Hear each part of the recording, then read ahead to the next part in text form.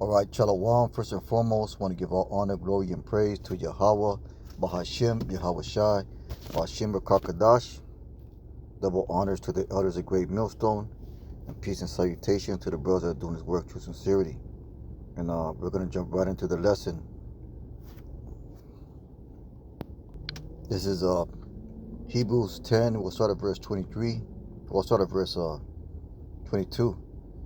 And it says, "Let us draw near with a true mind or heart and full assurance of faith." So now is the time to draw near. Well, it's always been a time, but the drawing near is much more important than it ever was, because we're at a point in our walk, at a point in prophecy where it's going to be all or nothing. You know, this is where we're at. We're at a point in history where it's going to be all or nothing, and men are going to be tested and tried in the fire. And we have to remember scriptures that encourage us about steadfastness and holding on, and the importance of the calling that we have received. It says, let us draw near with a true heart and full assurance of faith. So you got to move with full assurance of faith. You know, the brothers, we did a sit down about that, the other day. Just moving in faith, having faith that the Lord is going to provide, the Lord is going to make ways and open doors and part seas for his men in the times to come. But in order for that to happen, we have to have a full assurance of faith. So having our hearts or our minds sprinkled from an evil conscience and our bodies washed with pure water. So the elevating of your spiritual self is that much more important. It says having our hearts sprinkled from an evil conscience. Let's get the word sprinkled. Bathed, washed from an evil conscience. So, as it says in I'll go ahead and get it. If thy hand offend thee, something to the effect. Let's see here. Well, that's not how you spell offend, but yeah. This is Matthew 5. I'll start at verse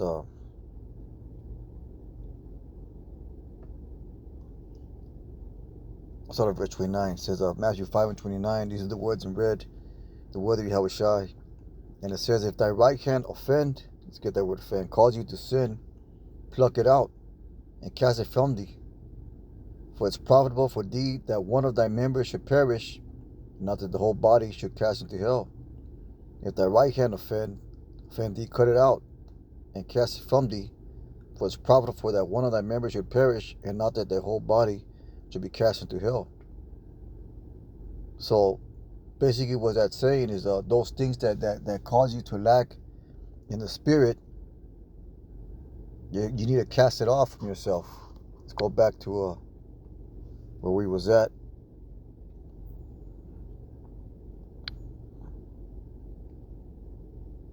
Salak. Back in Hebrews 10 and 22. So let us draw near with a true heart and full assurance of faith, having our hearts sprinkled from evil conscience. So, washed or those things cast away from us, and our bodies washed with pure water. So now this is the time of presenting ourselves. Our spiritual selves must be presented in the most pristine manner possible. The sprinkled from evil conscience. Now, there's a few scriptures that speak about sprinkling. Let's go ahead and get these. 1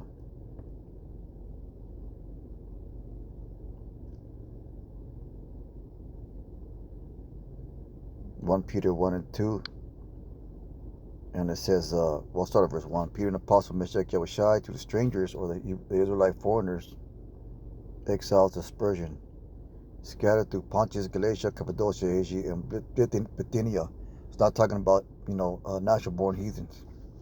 It says, elect according to the foreknowledge of Yahweh the Father. So, there was elect scattered among those different regions. It says, through sanctification of the Spirit, the Spirit, making us clean. unto obedience and sprinkling the blood of Meshach Yahushai, grace be unto you, and peace be multiplied. So the sprinkling or the washing away of blood, because that's how we are presented sinless before the Lord by the blood of Yahushai. But we also, as we read,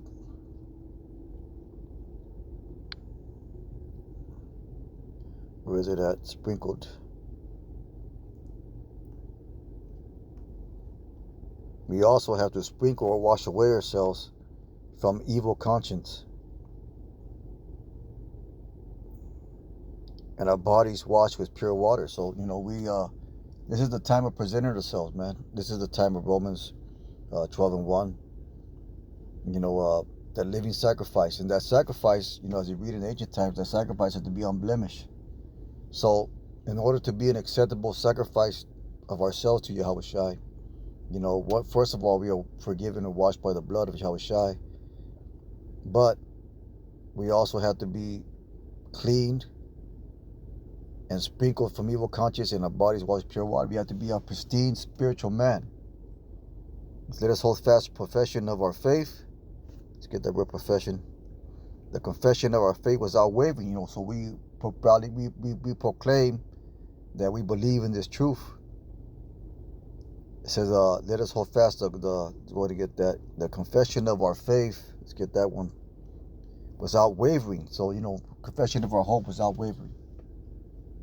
Because if you're not in the spirit, the things that you're about to see come upon the earth can shake your faith up, man. Can make you waver. Let's go ahead and get that word wavering. Not inclined, firm, unmoved. So when you're wavering, you're it's susceptible to fold.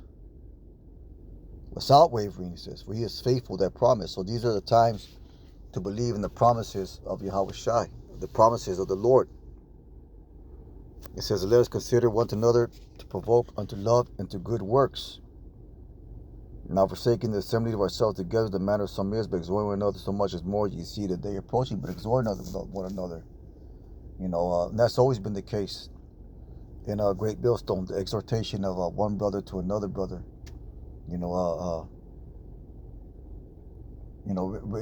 Working with a brother, man, having grace and mercy and long fastness. And what's that? Not the word long fastness. There's another word I'm trying to think of. Tender mercies, or long suffering. Yeah, long suffering, man, with each other. That's always been the case, but it's not that much more as we see the day approaching. It says, not forsaking assembly of ourselves together, the manner of some is, but exhorting one another so much more as you see the day approaching. For we sin willfully after we have received now the truth, there remains no sacrifice for sins. So we were told in verse 23 that we must have a true mind and full assurance of faith, having our hearts sprinkled with evil conscience and bodies washed pure water. You have to live up to the standard. You have to consciously make an effort to refrain from wickedness. You got to make an effort, to pursue this truth. Let's get Galatians, the 6th chapter. This is Galatians 6 and 9. It says, let us not be weary in well doing, for in due season. Well, I'll start at verse 7. Galatians 6 and 7 says, be not deceived.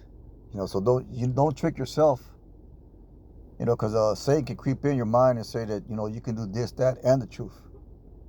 You can allow yourself this vice and the truth.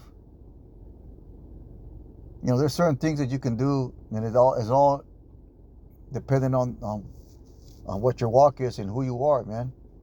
Because what might be okay for one brother is not okay for another brother. Meaning that certain brothers can handle certain things, and some brothers, they get carried away with it. So you got to decide for yourself that, we're not 100% right, and it's always going to be that fight. But at the same time, you got to recognize what makes you stumble in your walk. And if you give yourself over to those things that make you stumble all the time, ultimately, you're going to fail. It says, be not deceived, Yahweh is not mocked. whatsoever man soweth, that shall he also reap. So you know what you put your time into. You know what you invest your efforts into. You know and the Lord knows, because He tries the reins of the heart. You know what you give yourself unto on a daily basis, and the balance of your life. You know, versus the spiritual versus the carnal world that we have to live in. So and you ain't fooling nobody, man. You ain't fooling the Most High. You know, I'm speaking to myself first and foremost. So, for he that sows to the flesh shall of the flesh reap corruption, but he that sows to the Spirit shall of the Spirit reap of life everlasting. That's something that I've really been meditating upon, you know, lately. You know, making sure that the actions that I do, like, what are they benefiting? Whether, you know, in the moment of doing them, and what am I what I'm doing? Am I what I'm? Sorry, let me rephrase that. Is what I'm doing right now benefiting my spirit or benefiting my flesh? Is my spirit lacking for doing this thing? Am I forfeiting myself a spiritual blessing by pursuing something? And it could be something lawful, you know. But you got to understand too that Satan is going about to sift us as wheat, as a roaring lion seeking him to devour. And one of the ways that Satan will get you is through those things that you allow yourself to do, which may be lawful, but you get carried away with them. You know, it's a battle, and that battle is going to last. You know, Paul spoke about it, and every brother fights it. It's if he that sold the flesh corruption. He that sold to the Spirit shall of the Spirit reap life everlasting. So you always got to ask yourself that question. You know, that's what I've been meditating upon lately. It says, "Let us not be weary in well doing, for in due season we shall reap, we faint not." So you got to remember that there's a season. There's going to come a season that we are going to benefit from the rewards of our faith.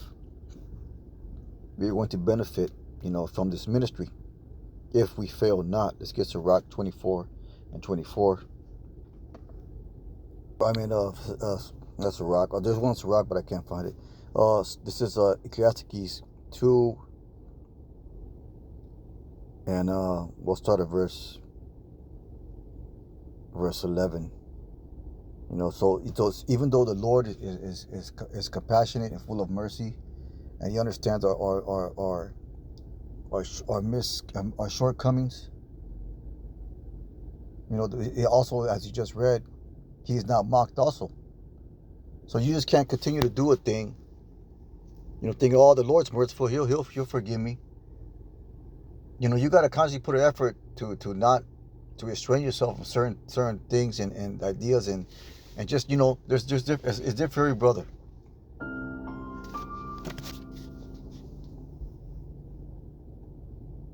It's different for every brother. You know, you got to understand. You got to see the spiritual aspect of everything that you allow yourself to do and what you deny yourself in.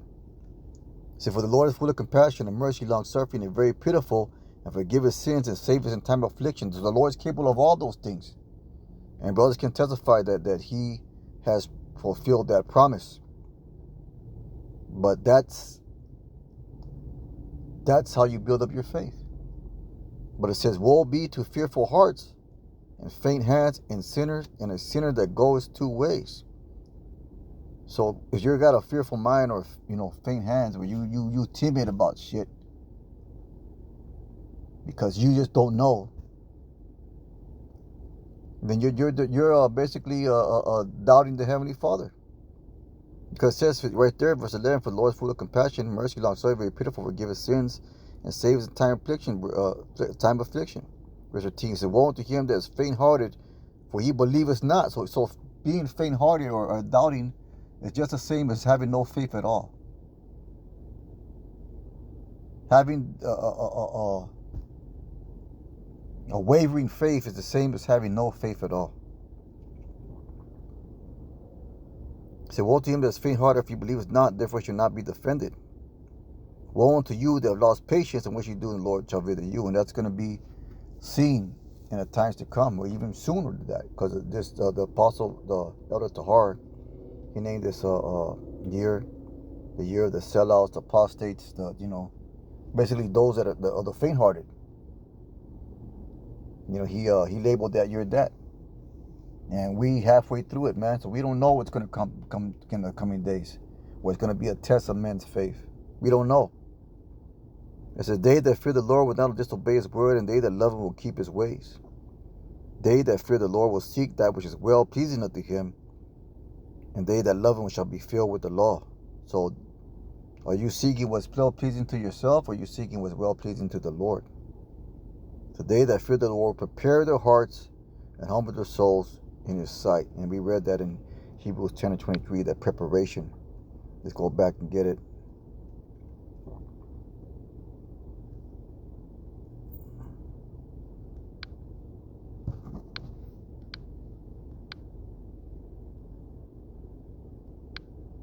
It says, let us hold fast for, 22 rather. So let us draw near with true hearts and full assurance of faith, having hearts sprinkled from evil conscience and our bodies washed in pure water. That's the preparation. That's how we prepared ourselves. So let's go back to the scripture. Ecclesiastes 2 and 17. So they that fear the Lord prepare their hearts and humble their souls in His sight. That's getting rid of that evil conscience, speaking yourself evil conscience. And your body's being washed with the pure water, the word. It says, saying, we will fall into the hands of the Lord and not into the hands of men, for His majesty is, so was His mercy. So that's coming. There's a time where our faith is going to be tested in that manner. And Most High willing, the Lord keep a spirit on us to be victors in the situations that are to come. But with that being said, Most High willing, hope is edifying. Let's let Him give our honor, glory, and praise to Yahweh Bashem Yahushai. Call Halal Yahweh Bashem Yahushai. Let's keep on pushing. Shalom.